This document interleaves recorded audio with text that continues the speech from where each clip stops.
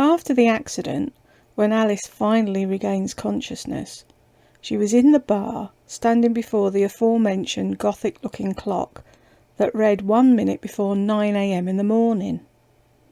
This time, the timepiece's hands are definitely ticky-tocky headed backward in a counterclockwise, all wrong direction. Just speak in Croatian when you can't think of the English words for a thing.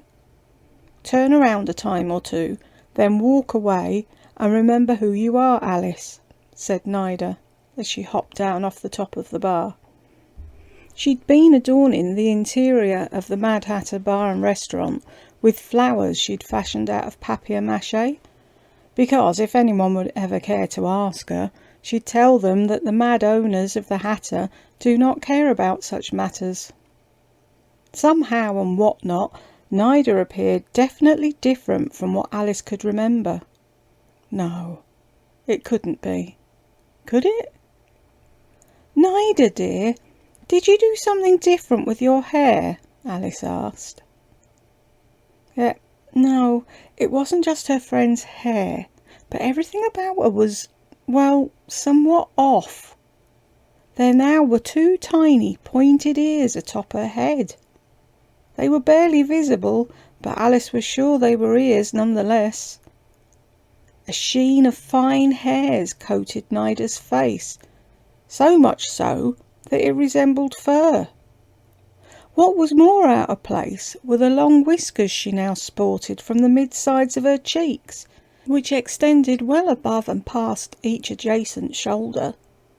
Then, most peculiar of all, was that, "O Holy Mother who art in heaven, hallowed be thy name."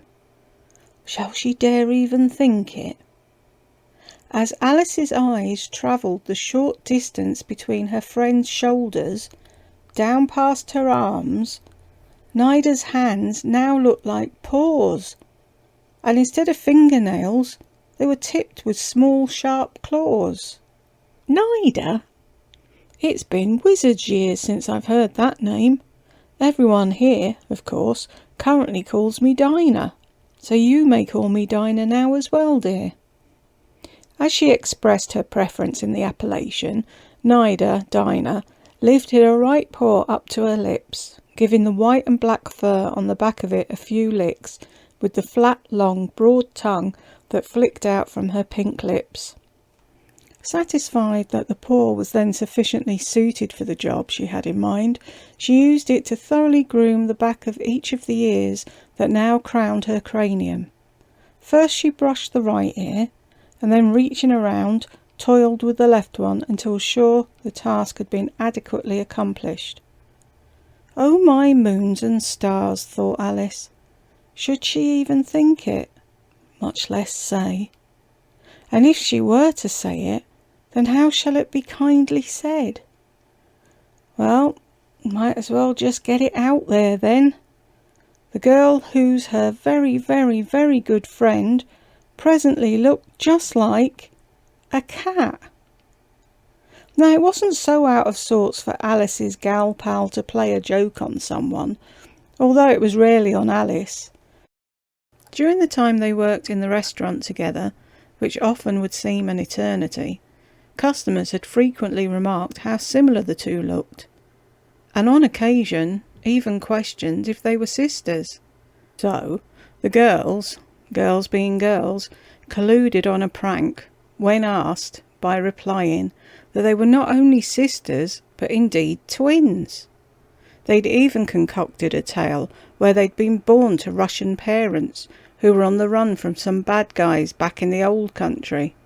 Thus, their parents had forbidden them to speak Russian in public, lest they'd blow the family's cover. Most of those who inquired about their biological connection ate this up like an overweight person tasting their first French fry. As a matter of fact, many of the inquisitive customers had nicknamed them the Russian dolls.